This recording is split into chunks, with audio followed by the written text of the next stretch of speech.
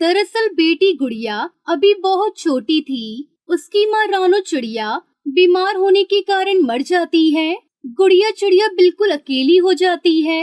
वो इतनी छोटी होती है कि अभी खाना भी नहीं खा सकती थी। वो सिर्फ अभी अपनी माँ के हाथ से भोजन खाती थी। वो छोटी जरूर थी, लेकिन उसमें बहुत समझ थी। वो जैसे तैसे माँ की लाश को गड्ढे में ढकेलती है और ऊपर से मिट्टी डालकर उसे दफना देती है, और इस काम में उसका कोई साथ नहीं देता।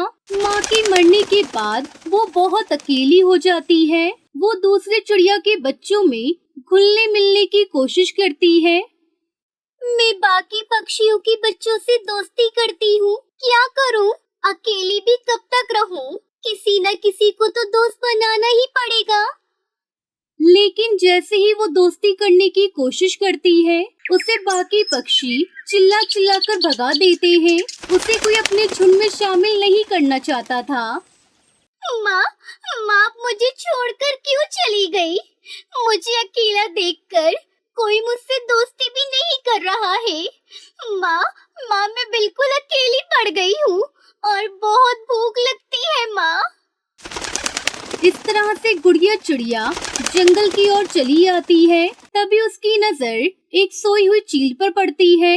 गुड़िया को शरारत सूझती है। वो जाती है और खुश होकर कभी चील की पीठ पर चढ़ जाती, तो कभी उतरकर उसकी पूंछ से खेलने लगती, कभी पूंछ को खींचने लगती और बहुत खुश हो जाती है। तभी थोड़ी देर बाद चील की नींद खुल जाती है और वो गुस्से से चिल्लाने लगती है। गुड़िया चिड़िया डर जाती है और डर के मारे पेड़ के पीछे छुप जाती है। कौन है? किसकी हिम्मत हुई मुझे तंग करने की? जंगल की शिकारी को छेड़ने की किसने हिम्मत की? सामने आओ। मैं हूँ, मुझे माफ कर दो चील जी। वो गुड़िया को पंजे से पकड़ लेती है और गुड़िया रोती है, चीखती है, चिल्लाती है। मुझे छोड़ दो, मुझे जाने दो, मुझे माफ कर दो, मुझे छोड़ दो। अगर आज तुम मुझे छोड़ दोगी तो क्या पता कल मैं तुम्हारे किसी काम आ सकूं। मुझे जाने दो, मुझे छोड़ दो। ठीक है, इतना रोने धोने की जरूरत नहीं है। अभी अभी मैं शिकार खा के सोई थी, मेरा पेट भरा हुआ है। अगर पेट खाली होता तो तुम आज मेरा भोजन बनते। जाओ जल्दी से निकलो यहाँ से, इससे पहले मेरा मन बदल जाए। हाँ। गुड़िया चिड़िया चील की पकड़ से निकलते ही जल्दी से उड़ जाती है और उड़ते उड़ते कहती है, अरे बाप रे, बड़ी मुश्किल से बची हूँ। गुड़िया चिड़िया उड़ते उड़ते अब बहुत थक चुकी थी और बहुत भूख भी लगी थी। वो रोते रोते एक पेड़ की डाल पर बैठ जाती है। तभी वहाँ पेड़ पे बैठी टूनी चिड़िया ऊपर से गुड़िया से पूछती है, तुम क्यों रो रहे हो? क्या हुआ है? मुझे बताओ, शायद मैं तुम्हारी मदद कर सकूं। मुझे भूख लगी है, 2 दिन से मैंने पानी भी नहीं पिया है। क्या तुम पानी पियोगी? पर तुम्हें यहाँ अभी पानी कहाँ मिलेगा? मैं अपने बच्चों के लिए दाना लाई हूँ। अगर तुम्हें दाना खाना हो तो थोड़ा तुम्हें उनके हिस्से से दे देती हूँ। टूनी चिड़िया ने अपने बच्चों के लिए जो कुछ लाया था उसमें से वो गुड़िया बेटी को भी दे देती है, जिससे गुड़िया की थोड़ी भूख मिट जाती है और फिर भी वो अपनी माँ को याद करती है। उसके बाद गुड़िया टूनी चिड़िया और उसके बच्चों के साथ रहने लगी, उनके साथ खेलने कूदने लगी। कुछ दिन बाद शहर के कुछ शिकारी कौवे आते हैं और चील के लिए जाल बिछा देते हैं। जैसे ही चील वहाँ से गुजरती है, वो जाल में फंस जाती है और पेड़ पे जाल के साथ टांग दी जाती है। छोड़ो मुझे, कौन हो तुम लोग? अच्छा, तुम लोग तो वही हो ना जो मेरे बच्चों को पकड़ के ले गए हो। पापियों, एक बार मुझे यहाँ से निकलने दो, फिर देखो तुम्हारी क्या हालत करती हूँ मैं।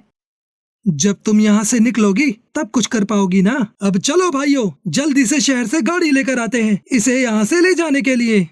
जैसे ही शिकारी कौवे गाड़ी लेने के लिए शहर के लिए निकले, उसी समय गुड़िया भी टूनी चिड़िया के साथ खेलती हुई वहाँ आ जाती है और वो देखती है कि चील को शिकारियों ने जाल में फंसा लिया है।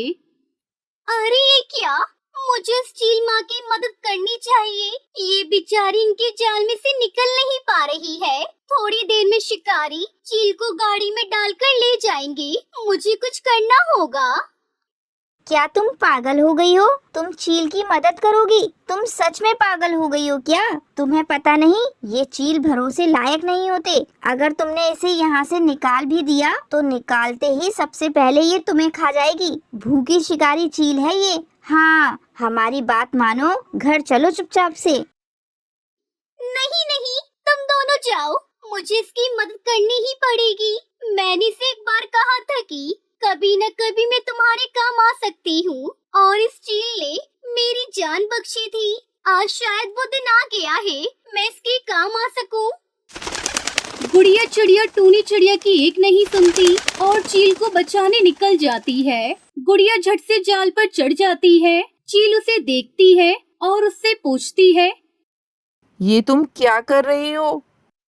मैं तुम्हारी जान बचाने आई हूँ। क्या कहा? तुम मुझे बचाने आई हो? तुम कोई मजाक कर रही हो मेरे साथ? इतनी सी चिड़िया का बच्चा भला मुझे कैसे बचाएगा? हाँ, अब तुम अपना मुंह बंद करो और चुपचाप देखती जाओ मैं तुम्हें कैसे बचाती हूँ।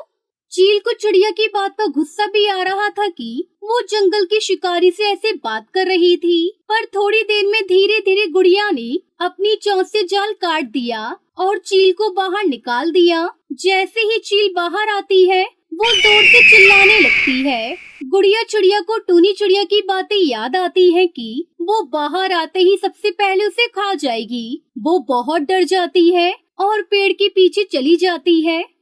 बाहर आओ, आ जाओ बच्चों, जल्दी बाहर आओ। गुड़िया डरते डरते बाहर आती है और कहती है, मम्मा मुझे जाने दो, मैंने तुम्हें इसलिए बचाया क्योंकि एक दिन तुमने मेरी जान बख्शी थी और मैंने कहा था कि मैं तुम्हारे किसी काम आऊंगी। जानती हूँ, पर मैं भूल गई थी कि एक छोटी सी चिड़िया भी कभी बड़े पक्षी चील की जान बचा सकती है।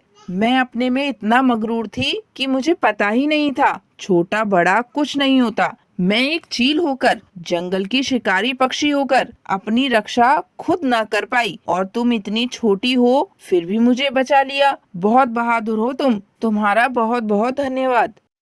अब मैं चलती हूँ। तुम कहाँ जा रही हो? तुम मेरे साथ उन शिकारियों को मजा नहीं चखाओगी? हाँ क्यों नहीं, मुझे उन्हें मजा चखाना है ताकि वो किसी भी पक्षी को बंदी ना बना पाए दोबारा। थोड़ी देर बाद जब शिकारी कौवा गाड़ी लेकर चील को लेने आते हैं, फिर गुड़िया और चील शिकारियों को भगा भगा कर मारते हैं